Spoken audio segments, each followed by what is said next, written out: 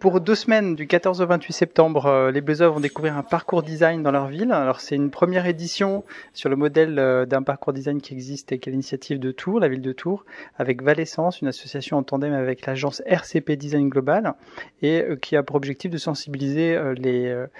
habitants de la ville de Tours initialement, puis maintenant de Blois et d'Orléans également, sur le design. Alors le design pris dans un sens très large, pas seulement au sens d'une fête commerciale, mais design dans toutes ses formes possibles dans la ville, que ce soit des équipements publics de la ville de Blois par exemple, avec une sculpture banc qu'on a découvert récemment sur le parvis de la gare. On pense aussi aux aménagements du quai sud au centre-ville de Blois, mais c'est aussi l'idée de mettre en avant des lieux, des tiers-lieux, aussi des regroupements d'artisans, comme ici dans cet espace galerie des ateliers pépites, où on va aussi avoir des sensibilités du design, du côté du craft design, d'autres pratiques qui ne sont pas forcément liées à l'imaginaire d'un design de l'industrie, mais une sensibilité aussi aux arts graphiques. Donc on a derrière nous par exemple le travail d'Émilie Cousin, qui est plutôt dans un hyper-réalisme, mais qui on va rentrer en résonance par exemple sur ce parcours avec une thématique qui est voulue par la France Design Week, qui est l'événement global qui permet aussi à ce parcours d'exister, et qui est sur la thématique du vivant. Donc on est ici sur une faune sur laquelle on veut attirer une attention particulière ou sensibiliser sur sa sauvegarde. Donc ça c'est une résonance possible. Mais on peut avoir d'autres lieux sur lesquels la question du lieu de vie, le fonctionnement, je pense à des tiers-lieux, il y a ce nouveau tiers-lieu qui vient d'ouvrir, qui est Ulysse Bénard à Blois. Donc c'est aussi cette résonance-là qu'on va rechercher.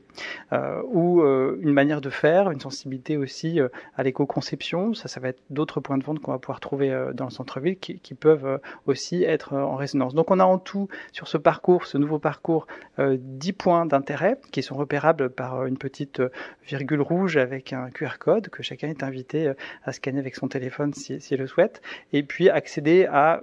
une clé de lecture de ce lieu pour essayer d'en comprendre le fonctionnement, le lieu, mais aussi le lien avec le design qui n'est pas toujours évident, et puis la résonance avec la thématique du vivant.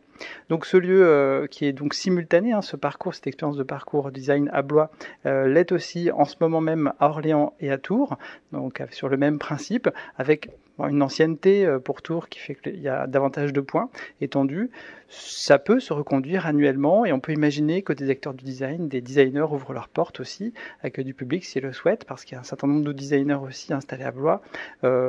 qui restent à connaître, à découvrir, d'autres qui sont déjà aussi installés, qui peuvent s'emparer de ce parcours. Donc moi en tant que tel, je suis cette année en repérage sur des lieux à Blois, je suis enseignant, je suis sensibilisé au design, donc c'est, j'allais dire, des choix personnels, mais